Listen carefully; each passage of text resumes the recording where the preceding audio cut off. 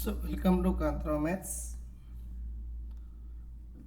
ఈరోజు question, if sin A cos A tan A are in GP then cot power 6a minus cot power cot square A value కావాలి. మనం ఇక్కడ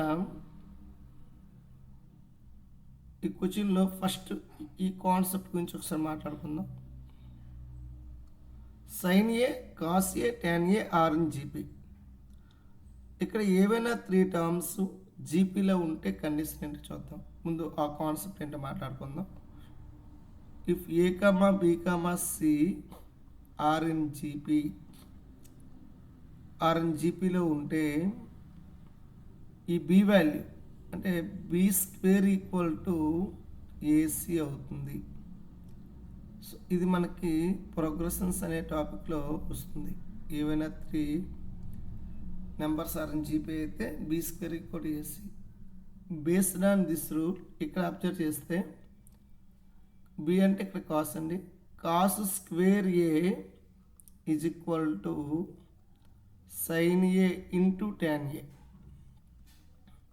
sign A into tan ఏ. ఇంకా మనం simplify చేసుకున్నట్లయితే sin A into tan A ఎలా రాయొచ్చు, sin A by cos A. ఇది cos square A. So cos square A equal to sin A into sin A sin square A by cos A. Cross multiply చేసుకున్నట్లయితే 1 ఉంటుంది కాబట్టి cos cube A equal to sin square A. ఇది ఓవరాల్గా దీని నుంచి మనకు వాడు ఏదైతే జీపీ అని చెప్పాడో ఆ జీపీ అనే టర్మ్ నుంచి క్వశ్చన్ రిలేషన్. ఇక్కడ మనకు క్వశ్చన్ కంప్లీట్గా ఎలా ఉంది, కాట్లో ఉంది. సో దీన్ని మనం కాట్లో మార్చే ప్రయత్నం చేస్తే ఈ సమ్ కంప్లీట్ అయిపోయినట్టే.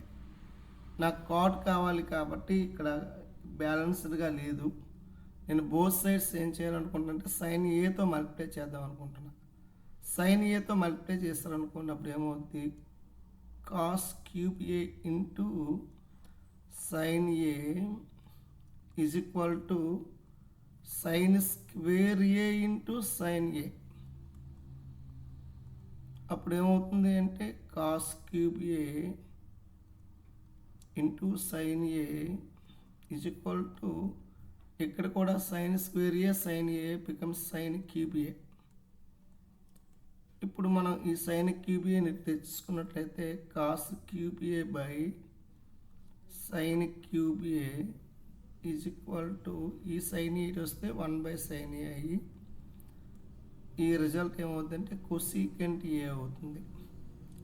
సో ఓవరాల్గా అప్పుడు మనం దీన్ని ఏం చేయొచ్చు అంటే cos cube by sin cube అంటే దీన్ని మనం tan cube, cos by sin అంటే కాట్ క్యూబ్గా రాయొచ్చు కదా. Cot cube A is equal to cosecant A.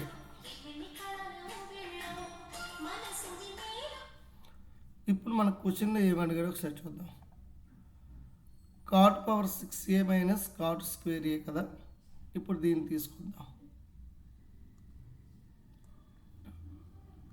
So cot power 6